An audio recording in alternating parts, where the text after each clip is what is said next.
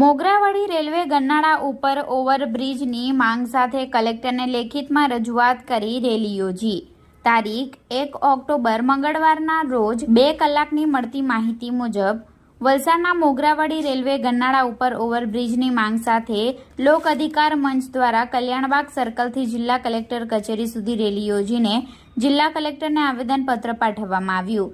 મહત્વપૂર્ણ છે કે દર વર્ષે થોડા વરસાદમાં જ આ રેલવે ગન્નાળામાં પાણી ભરાઈ જતું હોવાથી કલાકો સુધી વાહન વ્યવહાર ઠપ થઈ જાય છે અને શહેરના 2 ભાગો અલગ થઈ જાય છે। લોકોએ એક તરફથી બીજી તરફ આવવા 7 થી 8 કિલોમીટર ચક્કર મારવું પડે છે।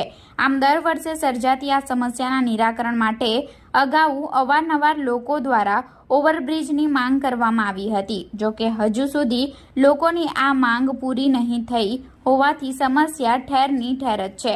જો કે હવે લોકોમાં રોષ ફેલાયો છે અને આ મામલે પાણી ભરાવાના કારણે અસરગ્રસ્ત વિસ્તારના અગ્રણીઓની આગેવાનીમાં મોટી સંખ્યામાં લોકો રેલવે ઓવરબ્રિજની માંગ સાથે રેલી યોજી કલેક્ટર કચેરી ખાતે પહોંચી લેખિતમાં રજૂઆત કરી હતી।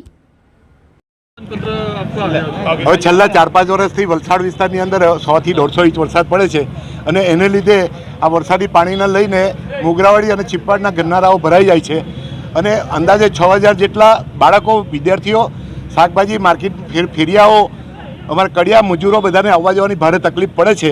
એથી અમે નાણામંત્રી અને રાજ્ય સરકારને આવેદનપત્ર આપ્યું છે કે આની એ જગ્યા ઉપર ફૂટબ્રિજ, ઓવરબ્રિજ બનાવવામાં આવે। આ વિસ્તારની અંદર અંદાજે 60,000 જેટલી વસ્તી આવેલી છે અને 70% એકદમ આદિવાસી અને ગરીબ પ્રજા ત્યાં રહેલી છે।